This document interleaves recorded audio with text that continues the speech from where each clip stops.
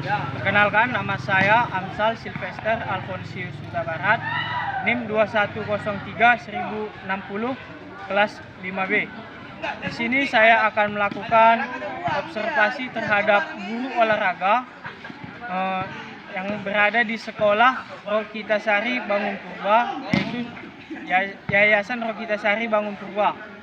Dan ada di samping saya guru olahraganya bersama. Nama saya Petrus Tarigan. Saya mengajar di Satuan Pendidikan SMA dan SMK Rokitasari Bangun Purba. Nah, beliau merupakan kawan sekerja ataupun teman yang ingin melakukan observasi terkait sarana dan prasarana dan juga proses pembelajaran di sekolah Rokitasari Bangun Purba.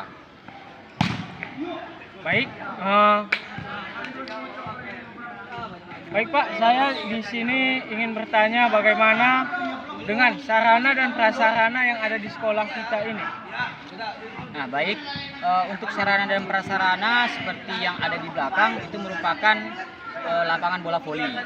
Kemudian dalam pembelajaran olahraga kan itu bukan hanya pembelajaran bola voli aja, ada banyak, ada atletik, bulu tangkis. Nah, untuk yang satu ini hanya bola voli. Kemudian di depan sana ada bulu tangkis, lapangan bulu tangkis.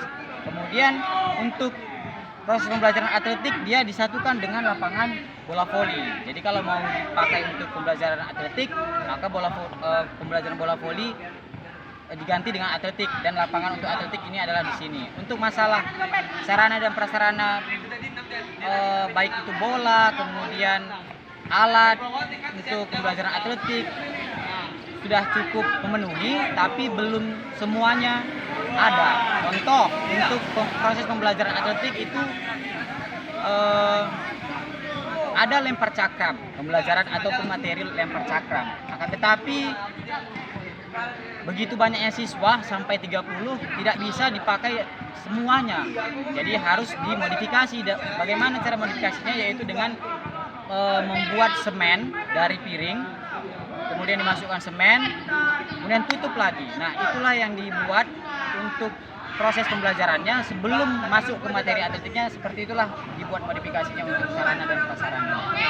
Begitu, Pak. Oke, terima kasih Pak atas penjelasan mengenai sarana dan prasarana. Di sini saya kembali bertanya mengenai kurikulum. Kurikulum apa yang digunakan di sekolah ini? Baik di SMK ataupun di SMA-nya. Ya. Untuk kurikulum di sekolah kita masih menggunakan kurikulum K13. Akan tetapi untuk kurikulum Merdeka ataupun Merdeka Mengajar itu sudah ada disosialisasikan, tetapi belum diimplementasikan, masih dalam proses. Jadi bisa jadi di semester depan itu sudah memakai kurikulum Merdeka. Itu dia. Baik, dengan pertanyaan berikutnya, apakah Bapak mengajar di luar lapangan ini menggunakan suatu susunan yang disusun melalui RPP? Ya.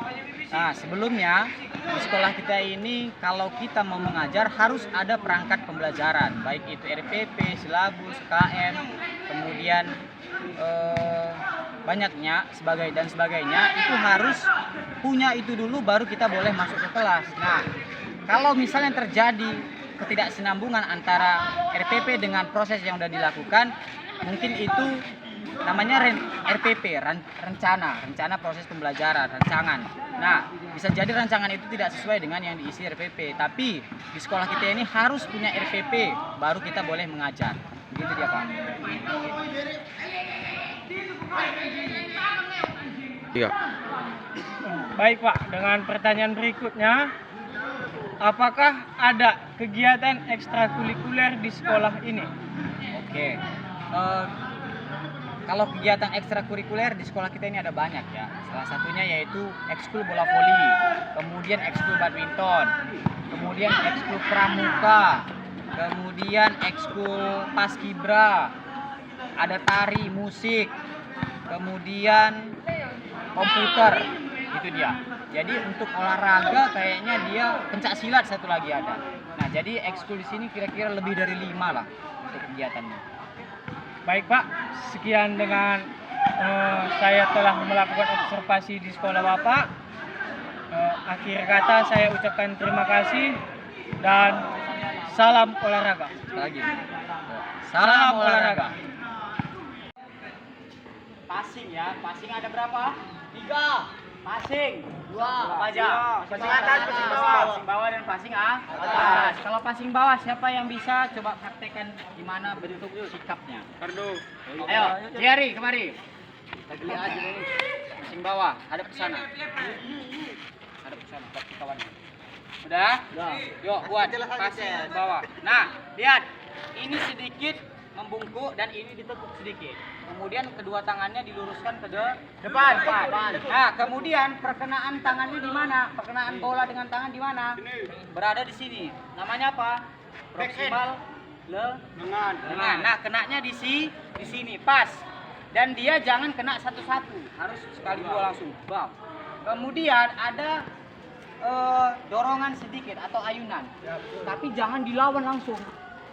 Paham? Oke, coba kita lihat. Sana Jari. Bentuknya sama seperti yang tadi. Udah. Kau passing kemari. Langsung ke Bapak. Kurang diayun. Lagi, yuk. Oke. Siapa lagi yang mau coba? Jangan ke depan. Arya. Sini. Depan. Siap ya, posisi ya. Oke, tangannya lurus ke depan. Oke, siap. Datang bolanya langsung rapatkan tanganmu. Ya, masih. Nah, itu masih kena satu tangan. Ayo, kenakan dua tangan. Pas. Sekali lagi. Oke. Paham ya? Apa?